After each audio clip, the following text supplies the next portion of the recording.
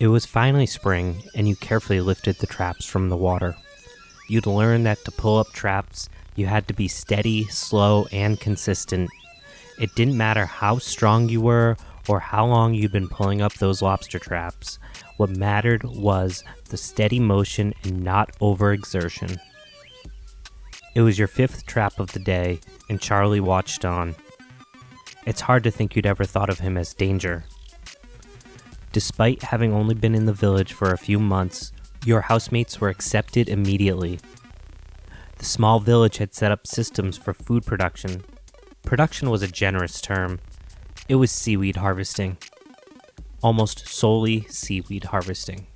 But still found more ways than you'd ever expect to cook it. It turned out the people in town had long prepared before the city had taken things seriously and sat on massive stores of staples, from propane to flour. It didn't mean you were living the way you had before, but definitely an improvement to looting the leftovers no one else wanted. It was April and it was cold on the water.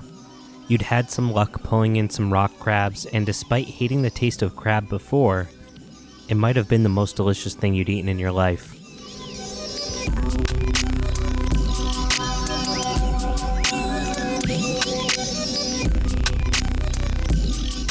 You'd set the trap, caught it, and you'd provided for your friends and family.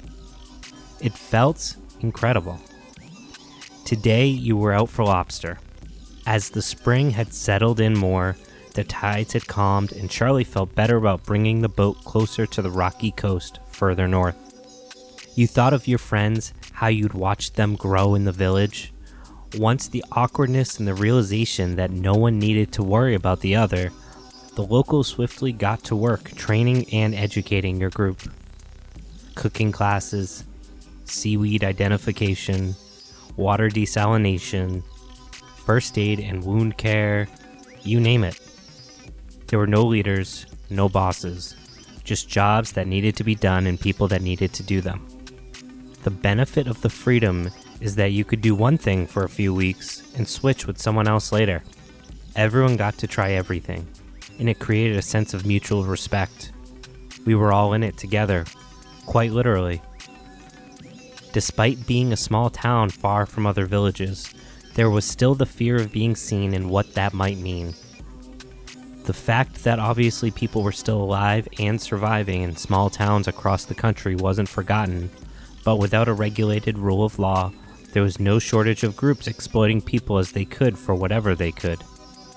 You'd seen it in the city, and you knew eventually it would show up at your doorstep again. But, for now, you enjoyed the freedom of working hard and not having to think deeply. You took a deep breath of the cold, fresh air and got back to work. Charlie had always been on the water since you'd arrived. He'd never switched roles, and that was probably a good thing, because you can't imagine there were two people as skilled at sailing and reading the ocean as he was.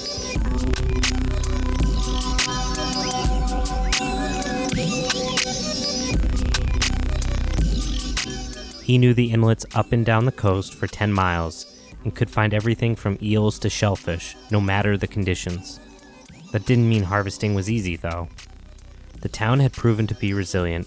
Much like the sandy dunes, the town withstood what seemed to be an insurmountable task that never ceased, absorbing shock after shock of being cut off from the world, and yet it still beat on.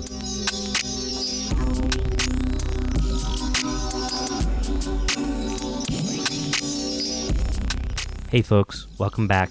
This is Andy with the Poor Proles Almanac. You can find us on Spotify, iTunes, and wherever you get your podcasts, including Amazon as of recently, and you can find us on Patreon if you'd like to help us cover the costs of hosting the podcast. Shout out to our recent Patreons, JareBear205, MJ Wallace, and Sam Gates. You guys are amazing, and we can't express our gratitude for your contributions. We don't explicitly offer benefits to our Patreon subscribers at this time. Knowledge is for everyone, and if we get more than we need, we'll be donating it to good causes and keep you in the loop.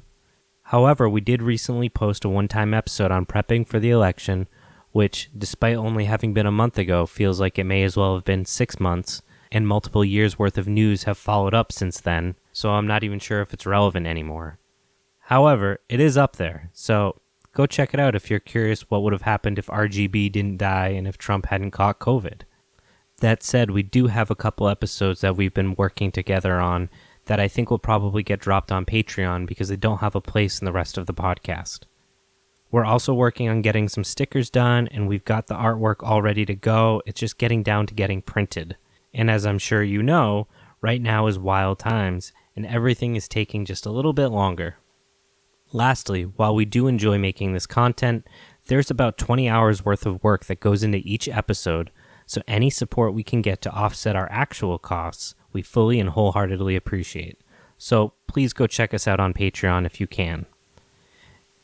Additionally, if you're using iTunes, please give us a review so more folks find the podcast and hopefully join us on our journey. Reviews are incredibly helpful, and we appreciate seeing your time and effort to give us feedback and help us stand out in the vast sea of podcasts. We've been growing fairly consistently, and that's pretty much entirely to the work you guys do by giving reviews and telling other folks about us, and it's awesome. Thank you guys. We'd like to think what we're doing is unique and valuable, and our hope is that we can present the current challenges facing the planet in a new light that gives hope and a sense of liberation through understanding how we can individually and collectively make meaningful change. Lastly, for real this time, we're on Instagram and Facebook if you want to follow us over there. We don't just post updates about the show, but we incorporate leftist and ecological history, as well as some foraging, hunting, and botanical knowledge that we find interesting, as well as some of the stuff we're up to, like my recent foraging adventures for hickory nuts. And, of course, we've got memes. And, if this is your first episode, we highly, highly recommend going back to the first episode of the podcast and catching up, since each episode springboards from the previous content. In this episode, we're going to be doing a dive into grazing systems, what different systems are, and so on. This is going to be a part of a 2 or a 3-part series, mostly because the content is dense and we're really not even going to scratch the surface of it. And before you hit the skip button because you're thinking, well, I don't live on 50 acres of land, so I'm not about to get any cows or goats soon, so this doesn't really apply to me, just hold up a second. Generally, when we talk about things like food forests, people can get on board pretty quickly with the idea of planting a fruit tree or two, maybe even some nut trees. Even adding some berries seems to not be a significant challenge for most folks. However, when we get to the discussion of incorporating animals into this process, it's like things get a little too real. There's a fear of responsibility when it comes to even a chicken that doesn't exist with trees or bushes. Plus, folks can get nervous because it's something you kinda can't hide, like having a chestnut tree in your backyard. People are going to notice if you have a chicken or a duck. That said, there are significant benefits to managing edible landscaping with animals. With the right management techniques, having some animals on your property can be less work than having some fruit trees. The key is proper management, and I'll use chickens as an example.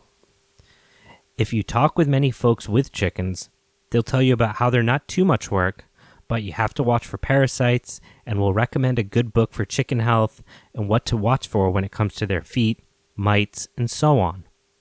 These people generally keep their chickens in a coop that doesn't move, and those chickens spend their time in the same run all day and live almost solely off of feed, with the occasional treats mixed in, stuck in their own filth until it gets changed again.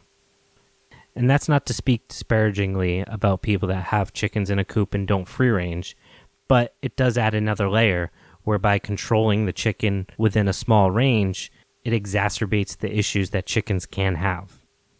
Just like our fruit trees, we have to keep our animals in as natural of a state in order to reduce health risks. That doesn't mean you can't keep a chicken coop and have healthy chickens. I'm not saying that at all. What I am saying is, by mimicking nature as much as we can eliminate those challenges that create more work for us as custodians of the land.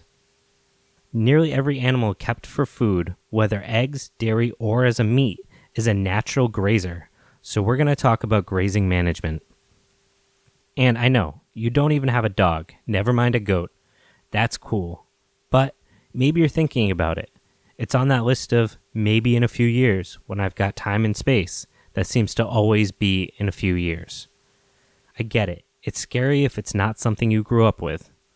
Otherwise, just shove this knowledge in the in case shit hits the fan section of your brain. Nothing super complicated, just some basics if you ever found yourself in a position where you're working to feed people with animals. If we think back to our soils episode, we talked a lot about the ultimate success of any ecological system being dependent on plants being able to absorb sunlight into energy that can be stored in the plants themselves and the soil. We talked a bit about different grazing systems very quickly and highlighted how by mimicking nature, doing intensive grazing, we are able to maximize plant growth, which ultimately maximizes the ability of the land to host animals. But first, we should take a quick step back to talk about some basic terms that will help us continue this dialogue. Two terms that sound interchangeable but are very important to know distinctly for our purposes is stocking rate and stock density.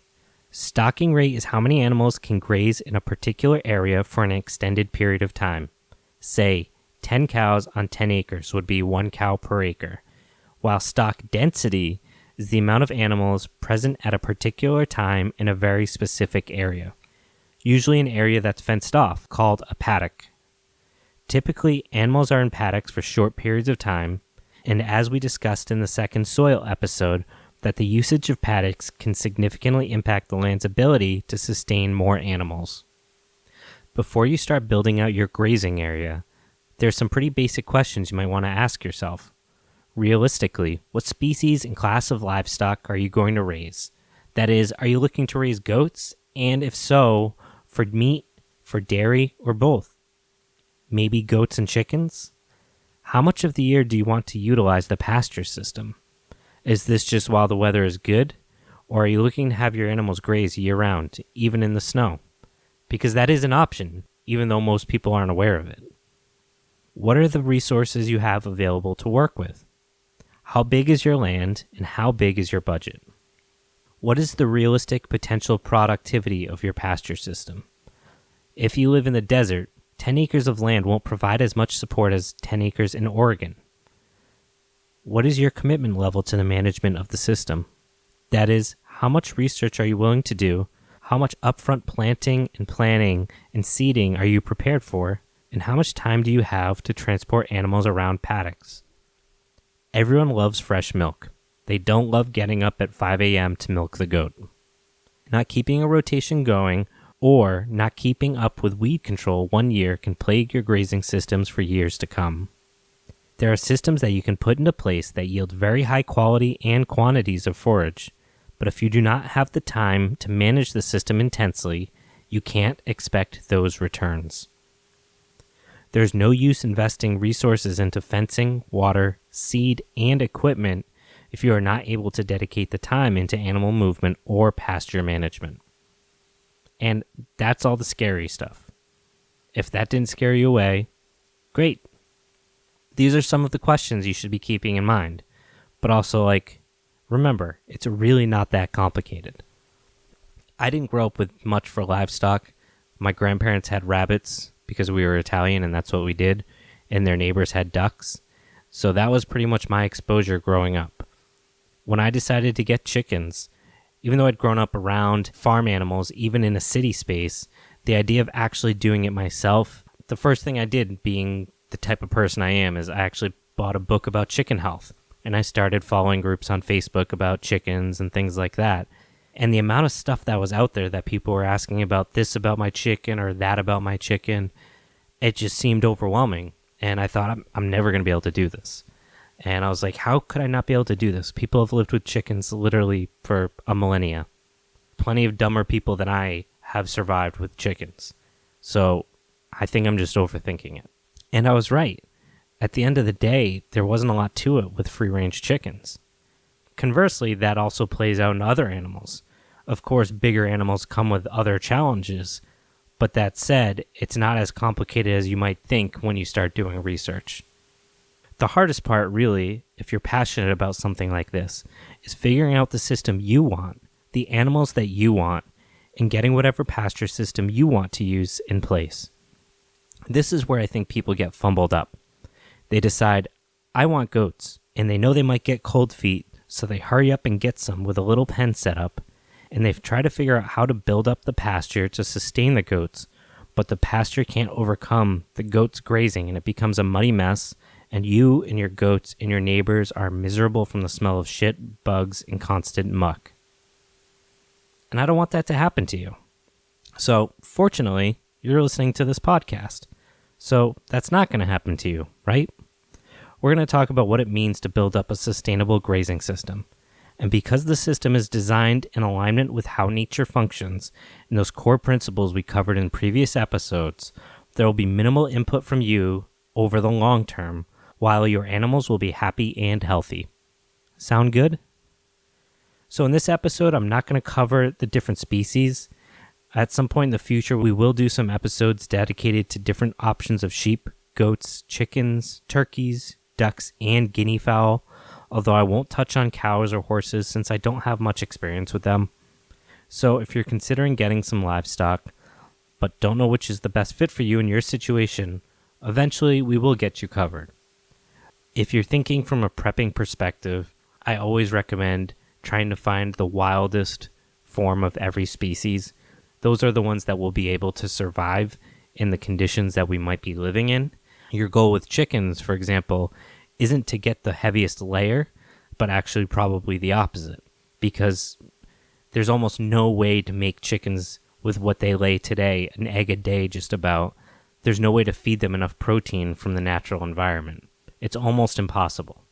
So if you're trying to feed 100% pasture, then it needs to be something that can actually be sustained. So your goal isn't to get the heaviest layer, but probably the chicken that lays 150 or 120 eggs a year. That's much more sustainable, and that also still requires a good pasture system.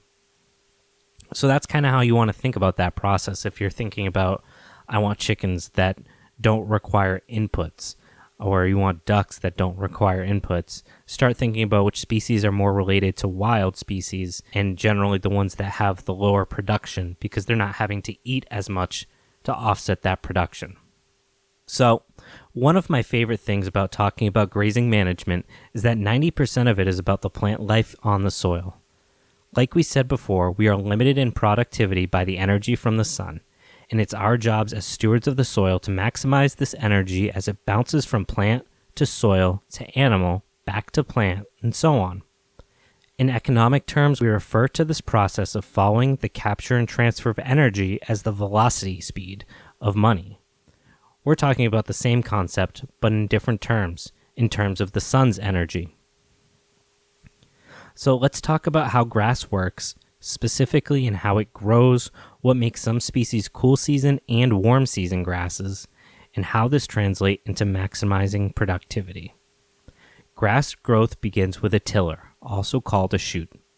The tiller consists of parts which will develop into the leaves, the stem, the roots, nodes, seed head, and dormant buds.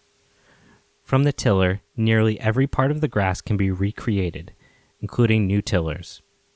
The dormant buds have the potential to produce new tillers and growing points. We call the location on the plant from which it grows the growing point. The growing point of grasses is at the base of the internode sheath and the blade. I'm assuming everybody has laid in grass at some point, right? So if you've ever picked grass, you'll notice there's the blade of grass that comes up from what looks like a split open piece of grass. That split piece of grass is the internode sheath. That's where new grass comes up, including the tiller. Grasses vary in their location of the growing point. Some grass species maintain their growing point at or near ground level and therefore are resistant to close, continuous grazing. Tall fescue and Kentucky bluegrass have a growing point near ground level, so they can be grazed much shorter than other grasses. I don't expect you to remember any of these grass names or any of these other species.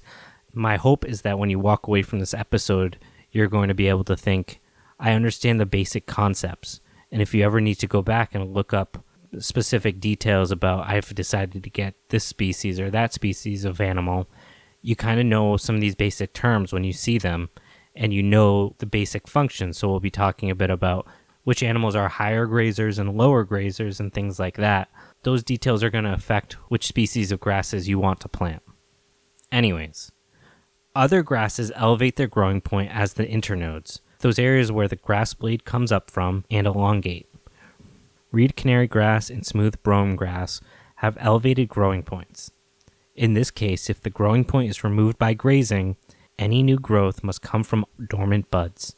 The energy for this process must come from energy stored in the roots.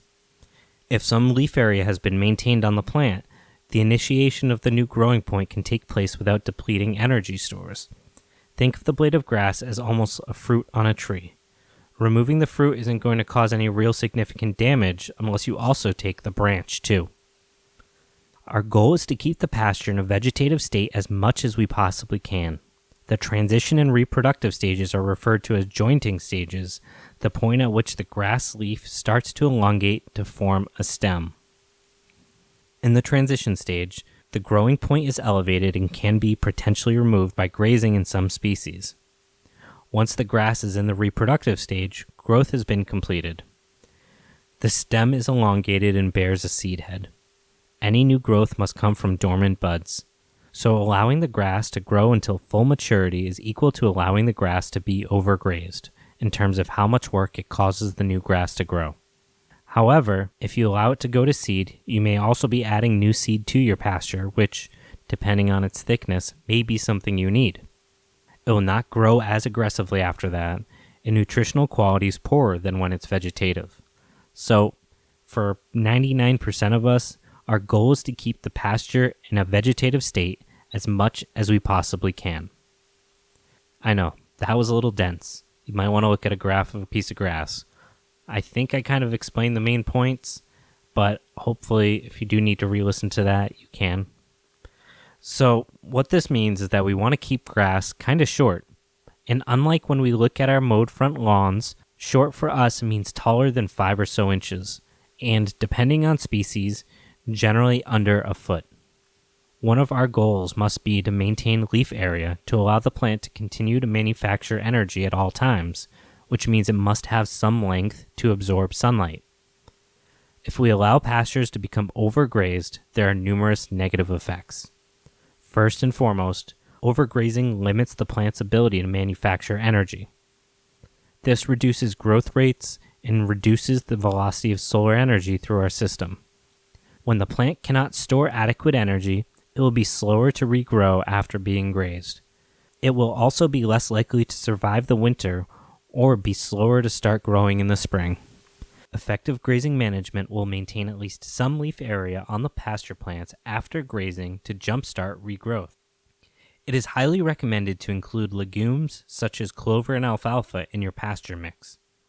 Legumes have the ability to quote-unquote fix nitrogen from the atmosphere through a type of bacteria that colonizes the roots of the legume. With time, some of this nitrogen will become available to the grasses. Often, annual peas are used for fixing nitrogen, and as they die and begin to decompose, the nitrogen becomes accessible to the other plants. Perennial plants comprise most of the pasture land in the United States. I know you probably already know what perennial plants are, but if not, these are plants which regrow each year and seldom need to be reestablished if managed properly.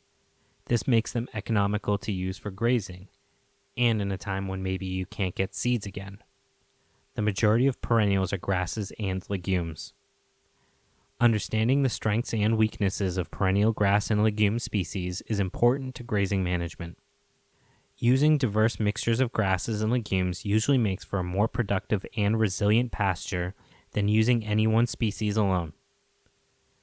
Cool season perennial grasses and legumes make up the predominant forage species in the mid-Atlantic and northeastern regions. So, what makes cool season and warm season species? Yeah, I know, it sounds gimmicky, but there is a science to them, and if you understand why, it actually answers a lot of questions about many low-growing plants you might have. Although animals eat all year round, there is no all-season plant to use as forage. Knowing that some plants are what's called C3, which is a cool season temperate plant, and some plants are referred to as C4, yes, that's the letter C as in cat 4, are warm season tropical plants, is a basic key to having quality forage all year long. But understanding the physiology, that is, the internal chemical changes of both, can even further improve the management of forages. The next paragraph is a little dense, and probably the most dense in this episode, but once you've got it, it's incredibly useful information. C3 and C4 plants both use the process of photosynthesis to convert light energy and atmospheric CO2 into plant food energy, that is, carbohydrates. C3 and C4 plants differ in the leaf anatomies and enzymes used to carry out that photosynthesis. These differences are important with respect to their optimal growing conditions, nitrogen and water use efficiency, forage quality, and seasonal production profile. C3 plants are called temperate or cool season plants. I won't get into the science too deep, but C3 plants fix CO2 more efficiently in cooler environments. C3 plants have an optimum temperature range of 65 to 75 degrees Fahrenheit. Growth begins when the soil temperature is at 40 to 45 degrees. C3 plants become less efficient as the temperature increases, but they provide a higher percentage of crude protein than C4 plants. Cool temperatures of early spring also affect the activity of soil organisms, which release nitrogen from organic reserves. Thus, C3 plants respond to nitrogen fertilization during this season, that is, the spring and fall. Cool season grasses are productive in the spring and fall because of the cooler temperatures during the day and night, shorter photo periods, and high soil moisture. During the summer, growth is reduced and dormancy is induced by high temperatures and low precipitation. However, in fall, when temperatures drop and moisture is more available, growth resumes. C3 plants can be annual or perennial. Annual C3 plants include wheat, rye, and oats. Perennial C3 plants include orchard grass, fescues, and perennial ryegrass. The degradation of C3 grasses in the rumen of an animal is often faster than C4 grasses, because of the thin cell walls and leaf tissue and are therefore of higher forage quality. Animals that have rumens are your bigger grazers, your cows, your sheep, and your goats. This is not a concern for your chickens or ducks. C4 plants are often called tropical or warm season plants. C4 plants are more efficient at gathering carbon dioxide and utilizing nitrogen from the atmosphere and recycled nitrogen in the soil. They also use less water to make dry matter. They grow best at 90 to 95 degrees Fahrenheit. They begin to grow when the soil temperature is 60 to 65 degrees. Forage of C4 plants is generally lower in protein than C3 plants, but the protein is more efficiently used by animals. This efficiency may result because C3 plants contain a lot of non-protein nitrogen, very changeable in form, which pass into the gut or are absorbed directly into the portal vein leading to the liver and not incorporated into microbial proteins by rumen microflora. Warm season grasses are specifically triggered by day lengths, so latitude should be considered in selecting warm season grass species. They are most productive during the summer warmer months. Often, cool season and warm season species are used in combinations to provide forage throughout the year. Much like C3 plants, C4 plants can be annual or perennial. Annual C4 plants include corn, Sudan grass, and pearl millet. Perennial C4 plants include big bluestem, Indian grass, Bermuda grass, switchgrass, and Old World bluestems. For cool season perennials, they generally begin growing in March. Their peak growth occurs in April and May. Growth slows or stops in the summer, and then we get another smaller burst of growth from August to October, with growing trailing off in November. So if you think about it from your orchard's perspective, wherever you're planning on having your animals during the summer, you want C4 grasses, and wherever you're planning on having them in the spring and fall, you want your C3 grasses. Of course, it doesn't work exactly like 1 week is cool weather, the second week is cool weather, the next week is cool weather, and the next week is suddenly 95 degrees, so there'll definitely be a gradation in that change.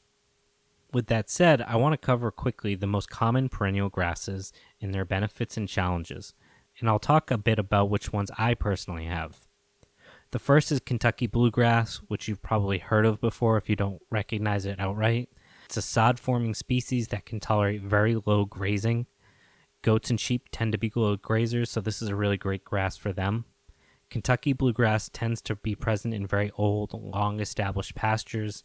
It's not very tolerant of heat and drought, and can fill in the understory among taller growing pasture species. I've got some of this in my growing area scattered between my fruit trees, and it's great for my chickens as well.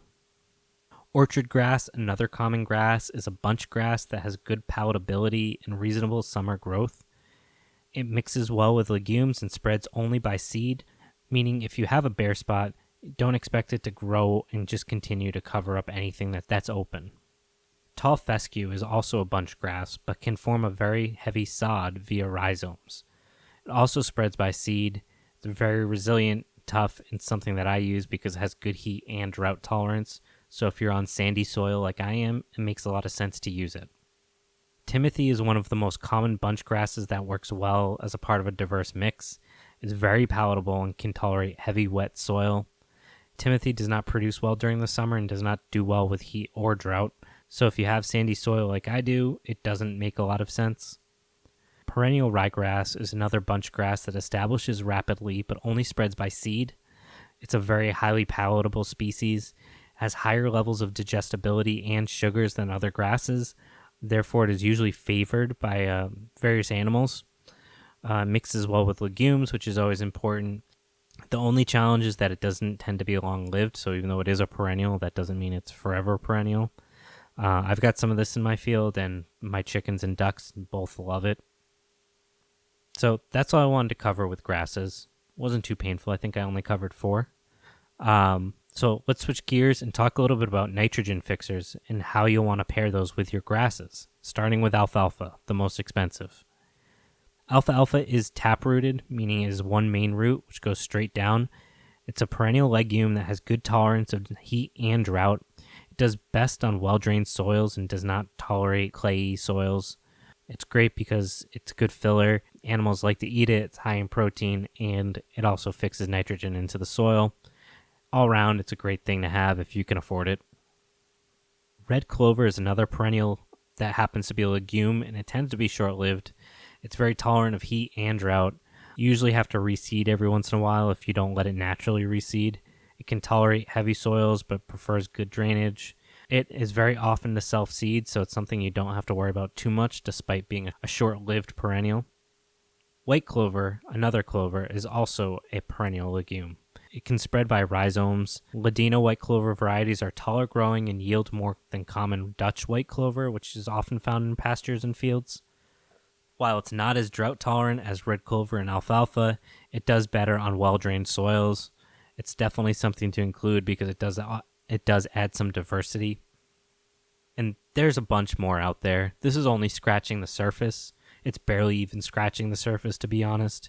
If you go on any commercial grade seed company website, farming, the amount of seed options that are available are well into the hundreds. So this is like bare bones. Just get you guys aware of what's out there and get you kind of thinking about what your options are. You don't have to get fancy. You don't have to get crazy. The animals don't care. It can be as simple as you want it to be, because at the end of the day, as long as they're getting what they need from the pasture, you're going to be all right. It's important to remember that when we're talking about providing these different cover crops, that most of the species that we're running, goats, chickens, you name it, the basics is what they've had for a millennia. They're going to be all right. That said, the point I want to make, though, is that you want to think about a few things when it comes to establishing your grazing fields. You want to make sure you have some perennial grasses that are both cool season and warm season growers so that you'll have growth throughout the year. And you want to make sure you've got enough nitrogen fixers incorporated that can be foraged. Further, by knowing your soil type, which you should after the soils episode, we should know what demands our soils have of those cover crops that you can plant. Is your site sandy, clayey, high pH, low pH? Do you have a lot of rain, and is your water table high or low? Once you figure out that matrix for meeting these requirements, you'll likely find only a handful of species that work on your site. A bunch of those same farming websites will actually give you the option to check off what your needs are, and will limit that list of hundreds of seeds down to 30 or 40 different varieties. And again, then you can kind of nitpick based on things like how high you want it to grow, cost, all those types of things. If you want, try them all. If you can afford to, see which ones take over. The ones that take over is nature telling you which are better for your site's conditions. If it's not any of the ones you put down and it's instead weeds, then it's time to go back to the drawing board and figure out why those weeds are taking over. Which brings me to the idea of annuals. Although most pasture acreage in the United States is perennial grasses and legumes, there are also many annual plant species that can work well as grazing crops. However, because you need to reestablish each year, the expensive establishment can make use of annuals cost prohibitive. And if we're talking about a post-collapse society, chances are you're not going to be able to get those seeds again in the future unless you happen to live near a farm for those things. With that said, there are times when an annual may fit into a grazing program. During pasture renovation, to break weed cycles, to provide a good seedbed for the new perennial forage seeding by building biomass in your soil, and for dual use as a cover crop and grazing forage. I'm not going to cover specifics because I'm not trying to read a Wikipedia page for you, but get you thinking about more of this big picture if this is something you're interested in and you don't know where to start. A challenge I find with a lot of folks looking to get into sustainable food and building food communities is that they don't know what they don't know. So this way you at least know what you don't know. And I can't give you all the answers, but I can at least get you thinking about the right things. Even before you start establishing your forage crop, you need to think about a couple things.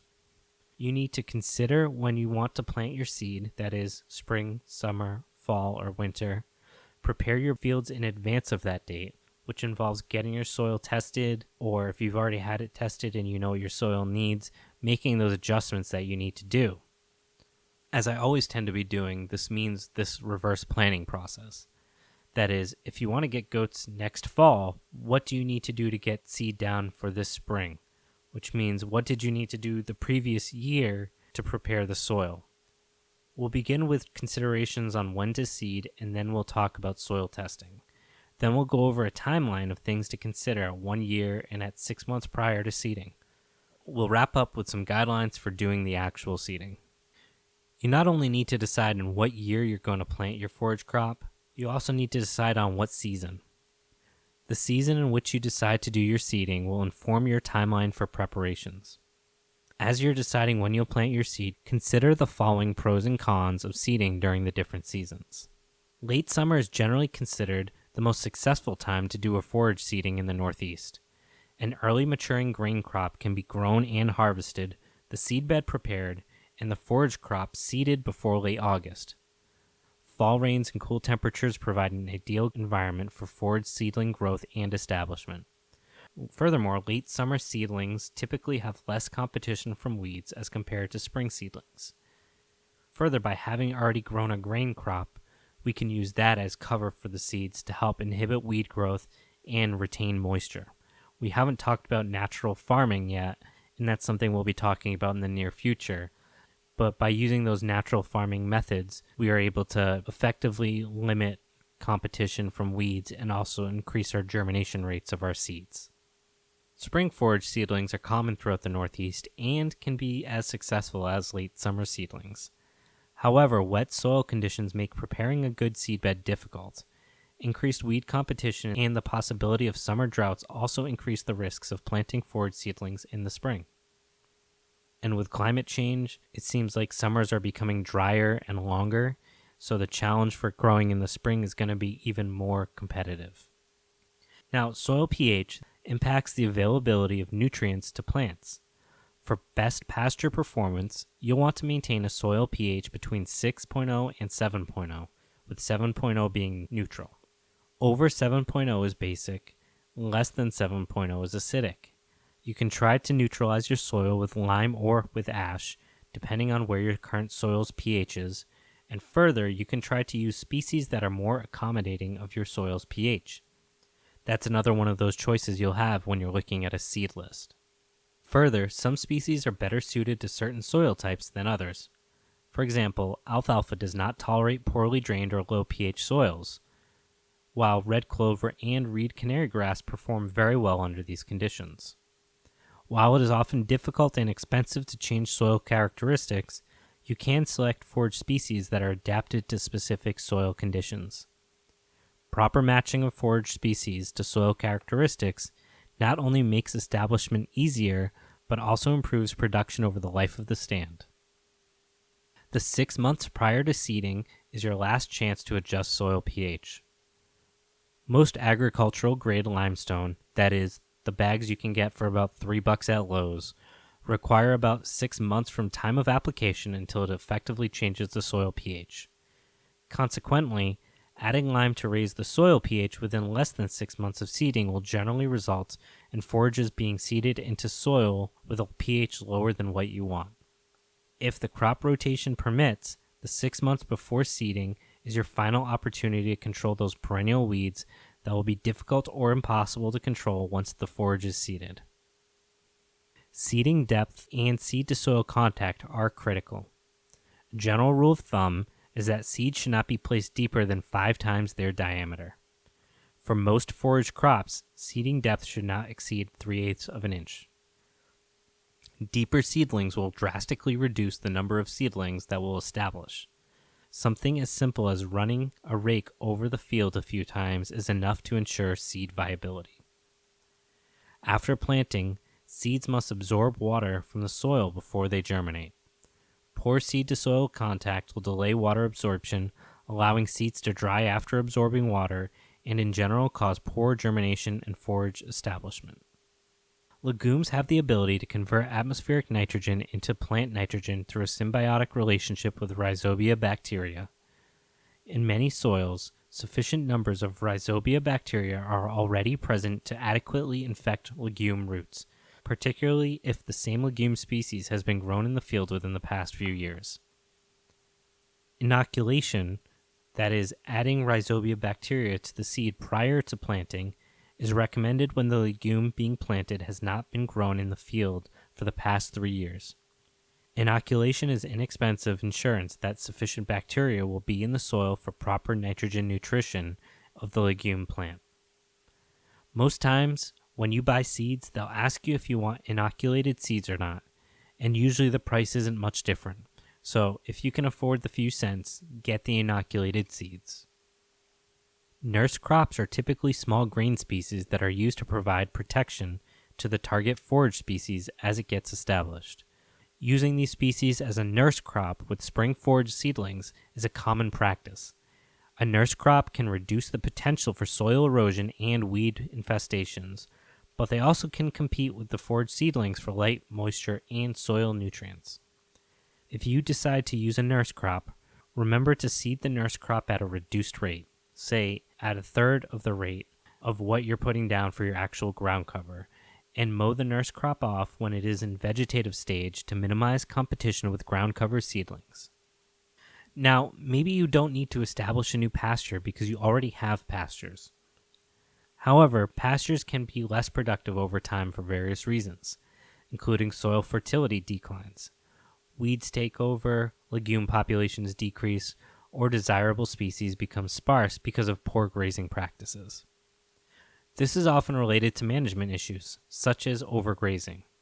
For example, overgrazing often results in pastures that are predominantly Kentucky bluegrass and smaller, unproductive varieties of white clover, such as the ones found in lawns. When this imbalance of plant species occurs, we need to renovate the pasture.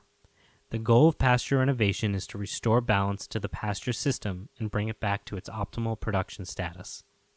Pastures often change composition over time, sometimes due to decreases in fertility. When renovating pastures, always begin with a soil test and adjust soil fertility accordingly. Many times, simply improving soil fertility will allow the preferred plant species to become more competitive and increase pasture production. A good time to test soil is in the fall so that lime can be applied and have time to react with the soil prior to the start of the growing season the following spring. Erosion can occur when soil is disturbed. For example, if you've recently renovated a pasture, the soil is unstable and can be washed away with heavy rains, especially if you till it. Animal hooves can also facilitate erosion. Constant trampling in areas of high traffic can kill vegetation and create a path for water runoff because of compaction, destroying those little air pockets in the soil created by the fungal and microbial community, which lead to washed out areas in the pasture and soil erosion. We strive to be good stewards of the land and water resources. When soil erodes off our fields and pastures into our waterways, the additional nutrients and sediment can negatively impact water quality. A goal of a pasture manager should be to keep nutrients and water on the land to benefit plant growth. So, Before we even get into the whole idea of pasture design, which I'm sure is what you expected the first episode to be, I want to backtrack quickly to this whole conversation about developing pasture, because it does make a lot of assumptions. That there is affordable access to seeds, that there is lime availability, that you're working on a site that already is available to be worked. That is, it's not a forest currently, or a parking lot, or whatever. All of this can be a challenge if you're, say, deciding suddenly that growing food and having animals is important to your survival, right? This whole process, working from a place where you have something, say, a backyard that was already a grass, to creating a useful pasture, it takes well over a year. I think you probably figured that out. Further, if you're trying to manage livestock and introduce livestock because of the reduced good crops, chances are you'll need a lot of supplemental food to offset the less productive forage. I hear you, and I'm in the same position. Before I moved to our current property, I had lived on the easy version, the grassy backyard, free of major trees or rocks or invasive species or pH concerns, but the property was small. So we moved to where we are now with 10 times the property size, but my current location is and was a late-stage pole forest, primarily covered in 80-foot pine trees, with a variety of 20-foot pine trees covering all of the edges, with a pH around 4, and a thin humus layer and almost no topsoil. The soil is very, very sandy loam, and despite this, the slopes of the property cause massive runoff. In short, by nearly every metric, the property is less than ideal, and I think that's being generous. So I've been tackling this project in sections, more or less in order to get some of the property functional at a time, and so that I don't spend the first 2 years just getting the soil ready without getting any return on it. Because I do worry that doing it all at once runs the risk that if I'm not ready when some kind of food supply chain break happens, I'm screwed. So what are your options to get things rolling if you're not in a place to spend years getting soil ready for clearing, remediating pH, building humus through biomass, and so on?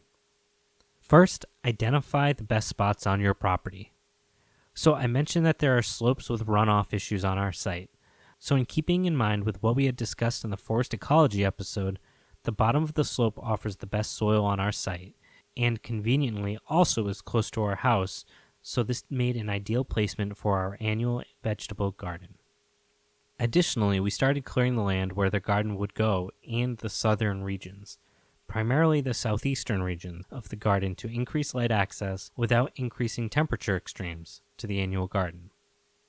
This wood that we cut down was burned to heat our home, and wood ash is a good alternative to lime to increase pH and add calcium as well as potassium back into the soil, so we started adding it to our soil. Now, like most things that I read on the internet about gardening and farming, just saying to add wood ash to soil is helpful, but not very practical, right? Although wood ashes typically have a lower percentage of lime, that is calcium carbonate, the active ingredient in lime which raises pH, the alkaline compounds present are more reactive than agricultural lime. Therefore, pound for pound, the two are about equal in raising soil pH. Usually you'll hear folks talk about adding lime based on acreage and based on soil pH change goals. However, there are 3 triangulates which need to be considered when adding lime or ash to improve soils: the pH you are at, the pH you want to get to, and the type of soil you're working with. Let's assume you're being cautious and don't want to overdo it, or you're trying to limit expenses. For sandy soil like what I have, you're looking to add about 25 pounds of lime or ash per 1,000 square feet, while clay soil can be up to quadruple that figure. Now, 1,000 square feet is just 100 by 10, so we're not talking about a huge space that needs up to 25 pounds of ash. Further, adding ash and lime takes time to work its way into actually changing the pH of the soil, and we wanted to start building up the biomass of the soil. Concurrently with adding ash, which doesn't need to happen at the same time, it just worked out that way for me, I was able to mulch the leaf litter to accelerate the breakdown of the litter and increase the humus layer by running the lawnmower throughout the area I was preparing. I started seeding the forest floor with buckwheat, rye, snow peas, and hairy vetch, in order to build biomass quickly and add nitrogen into the soil as those plants break down.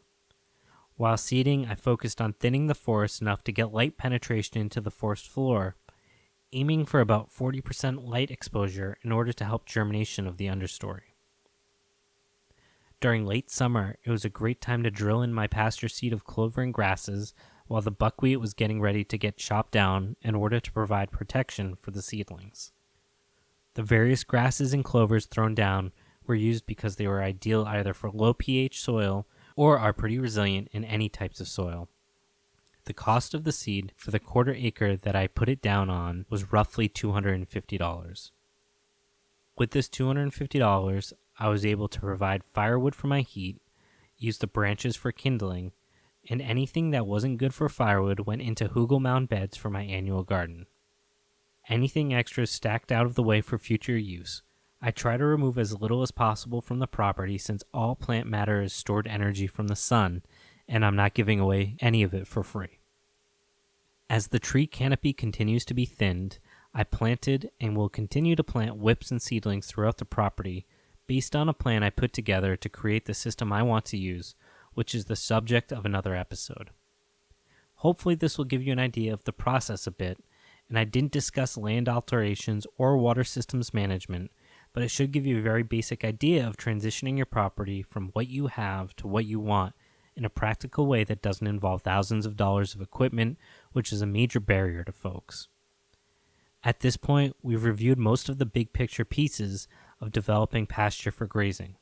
We've covered the general areas of how pastures work in theory and how to help pastures through identifying the correct species in your pastures based on the soil, as well as the basics of how grasses grow in order to effectively utilize the energy stored within those grasses.